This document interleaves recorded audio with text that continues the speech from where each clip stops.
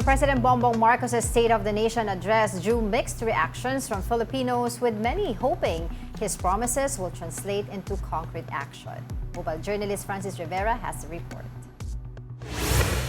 Following the conclusion of President Ferdinand Marcos Jr.'s State of the Nation address, several key social issues were highlighted during his speech. After more than an hour of discussing the country's most pressing concerns, we took to the streets to find out how the public received the president's message. Among the public's top concerns are the high cost of basic commodities, electricity, and water, which they hope the government will address. Others called for lower fuel prices, higher wages for workers, and measures to help improve their quality of life. Respondents also expressed their hope for a more stable economy and better healthcare and education services. However, many of the people we approached declined to speak on camera. Some said they did not watch the SONA or were no longer interested in the president's address. Meanwhile, others expressed support for the priorities and commitments outlined by the president during his State of the Nation address.